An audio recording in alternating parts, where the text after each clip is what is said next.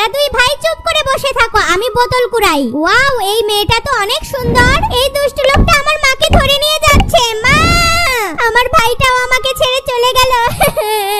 ভাই কথা বল ভাই। কান্না করো না বাবু, তুমি আমার সাথে চলো। আবার কান্না করে? আয় বলছি আয়। এই সুন্দরী মেয়েটাকে এখন থেকে আমার বাসায় ঘরবন্দি করে রাখবো। টমি, এটাই আমার বাসা, তোমরা এখানে থাকো, আমি তোমাদের জন্য মাছ ধরে নিয়ে আসি। এই পাখিটাকে এখন কবজি ডুবিয়ে খাবো। কান্না করো না, চলো আমরা নিচে নামি। ওই দুষ্টু বাঘ তোমার মায়ের ঘাড় মটকিয়ে দিয়েছে। কান্না করো না সোনা, এই খড়কুটা দিয়ে আমরা এখন বাসা বানাবো। কি মজা! ক্ষুধা লেগেছে, দাঁড়াও আমরা মাছ ধরে এনে বারবিকিউ করে খাবো।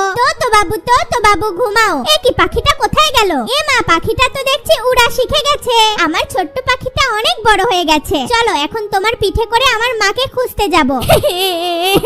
যেভাবেই হোক আমার এখান থেকে পালাতেই হবে। সর্বনাশ, এই মেয়েটা কোথায় গেল? দাঁড়া বলছি, দাঁড়া। সোনা পাখি, ওই যে ওই দুষ্টু লোকটাকে এখন উচিত শিক্ষা দাও। সোনা পাখি, তোমাকে অনেক ধন্যবাদ আমাদেরকে বাঁচানোর জন্য।